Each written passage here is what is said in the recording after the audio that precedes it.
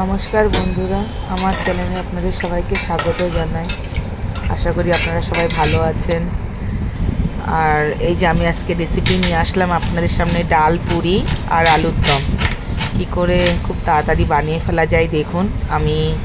আমি তো আপনাদের প্রথমে বলেছিলাম যে আমি ফ্ল্যাটে গিয়ে গিয়ে রান্না করি, যেহেতু ব্যাঙ্গালোরে থাকি, সব ফ্ল্যাটে গিয়ে গিয়ে রান্না করি।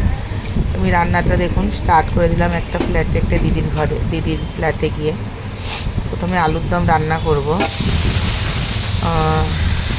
এই গোটা গরম মশলা, জিরে, তেজপাতা, এলাচ, লং সব ভালো করে সর্ষের তেলের মধ্যে দিয়ে ভালো করে দেখুন ভেজে নিচ্ছি। তো এর মধ্যে এখন পেঁয়াজ কুচি দিয়ে দেবো। পেঁয়াজ কুচি দেখুন দিয়ে পেঁয়াজ কুচিটা লাল লাল করে ভাজতে দেব। এবার এই পাশে আমি আটাটা মিক্স করতে নেব। যে দেখুন আটার মধ্যে একটু লবণ দিলাম, একটু চিনি দেব, একটু ঘি দেব।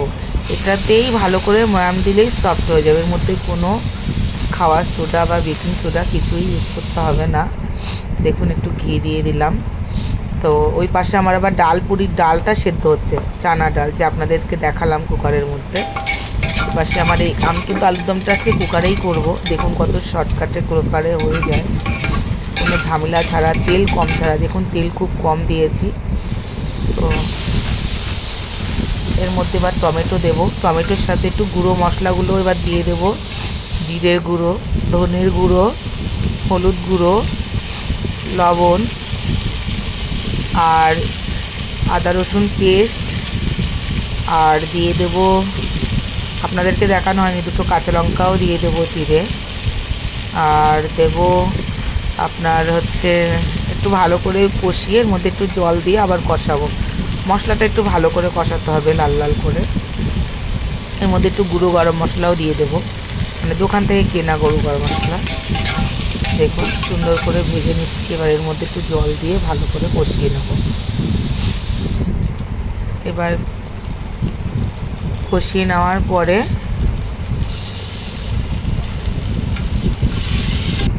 এই পাশ দিয়ে আমি সেই চানা ডালটা সেদ্ধ হয়ে গেছে, ঠান্ডা করতে দিয়ে দিয়েছি। আপনাদেরকে খুলে দেখাবো। এবার আমি আলু দেখুন, আলুগুলোর সাইজগুলো দেখুন, গোটা গোটা আলু। এর মধ্যে এখন হালকা কষিয়ে নেব একটু, 5 মিনিট 10 মিনিট কষিয়ে, 5 মিনিট কষিয়ে নিলেই হবে। এবার কষিয়ে এর মধ্যে একটু জল দিয়ে দিলাম। জলটা কুকারে যেহেতু করছি, জলটা অল্প দিতে হবে। দেখুন আমি কিন্তু খুব বেশি জল দিইনি, আর অল্প একটু জল দেব। হ্যাঁ, এইটুকুই জল দিলাম। দেখুন এবার আমি এখানে কিন্তু লবণটা একটু চেক করে নেব, যে লবণটা যেন বরাবর, এই জলটার লবণটা যেন বরাবর থাকে। আর এই পাশে দেখুন আমি ডালটা দেখুন পারফেক্ট সেদ্ধ হয়ে গেছে। আর ওই পাশে আপনার কুকারে আমি দম দিয়ে দিলাম, কুকারে সিটি দেওয়ার জন্য। এবার 1 সিটি মানে ফুল ফোর্সে দেবেন, আর মিডিয়াম টু লো ফ্লেমে দেবেন। 1 সিটি দিয়ে বন্ধ করে দেবেন। তারপরে ওটা যখন ঠান্ডা হবে তখন খুলবেন। আর এই পাশে প্যানের মধ্যে দেখুন আমি পুরির ডালটার পুর রেডি করছি। প্রথমে কালো জিরে দিলাম, তারপরে জিরের গুঁড়ো, তারপরে ধনের গুঁড়ো দিয়ে এবার আমি পুরির ডালটাকে দেখুন ভালো করে একটু শুকনো শুকনো করে নেব। আর আমি সেদ্ধ করার সময় হলুদ লবণ দিয়েছি, লবণটা আপনারা চেক করে নেবেন, এখানে আর হলুদ দেবো না। এবার আমি এর মধ্যে একটু শুকনো লঙ্কার গুঁড়োও দেবো, দিয়ে দেখুন এরকম করে নামালাম শুকনো শুকনো করে। এবার আমি আপনাদেরকে একটা ফ্রাই করে, অলরেডি আগে আমি 2-3টে করে নিয়েছি, তো আপনাদেরকে দেখাচ্ছি কতটা পুর দিয়েছি। দেখুন পুর বেশি করে দিয়ে দেখুন কিভাবে ফোল্ড করতে হয়। দেখুন কি সুন্দর দেখুন হয়ে গেল। এবার বেলাটাও দেখুন কি সুন্দর হবে। দেখুন কি সুন্দর বেলা হয়ে যাচ্ছে। তো আপনারা হচ্ছে এভাবে ট্রাই করবেন, খেয়ে দেখবেন কার কেমন লাগছে, আমাকে কমেন্ট শেয়ার করে দেবেন। আর যদি খুব ভালো লাগে একটা লাইকও করে দেবেন।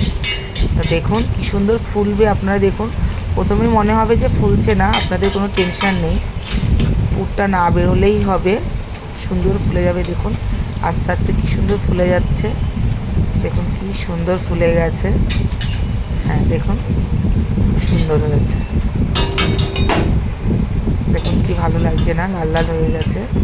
আমি এটা আটা দিয়েই করেছি, সবাই এদিকে সব আটা দিয়েই খেতে ভালোবাসে, আপনারা চাইলে ময়দা দিয়েও করে খাবেন। এই দেখুন আলুর দমটা দেখুন কি সুন্দর হয়ে গেছে না কালারটা। একটা আপনাদেরকে ভেঙে দেখাই কেমন হয়েছে, একটা ভেঙে দেখাই, দেখুন স্লিপ হয়ে গেছে আমার হাত থেকে।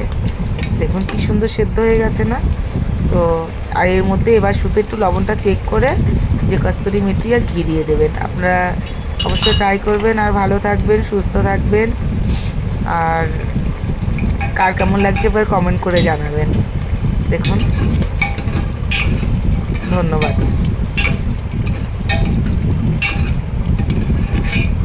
সবাই একবার চেষ্টা করে ট্রাই করে দেখবেন কেমন হয়েছে, আশা করি ভালোই লাগবে। ধন্যবাদ।